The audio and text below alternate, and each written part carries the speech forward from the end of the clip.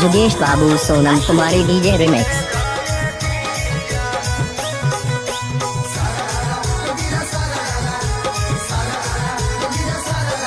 लहंगा के चीज से खेला जीजा होली में एक टिपल लाए जीजा होली में एक टिपल लाए जीजा नहीं करबो हम झमेला जीजा फ्री में करी देबो से लाए जीजा फ्री में करी देबो से लाए लहंगा के चीज से खेला जीजा होली में एक टिपल लाए जीजा होली में एक टिपल लाए जीजा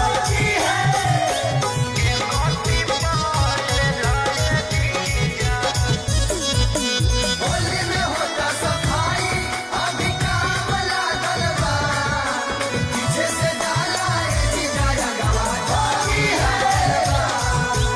जुगेश बाबू सोनम कुमारी डीजे रिमिक्स।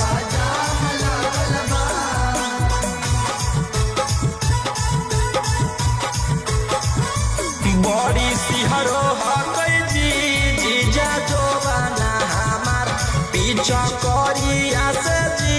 दन एक छोटा मार बड़ी सिहरो हकै जीजा जोबाना हमार पीछा करिया से जी दन एक छोटा मार ढोली पर पूरी बेला जीजा होली में एक टिपल लाए जीजा होली में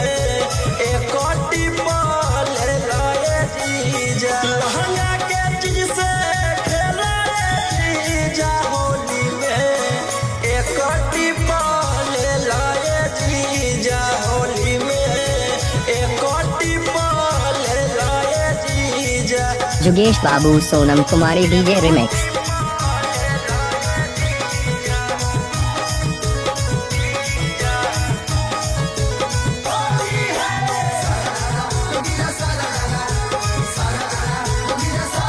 दसे नागनियन जी मोर चोलिया के जुगेश बाबू सोनम कुमारी डीजे रिमिक्स। राजा रौशन दुलोरी दसे नागनियन जी मोर चोलिया के डोरी बिख चढ़ल जाहै जी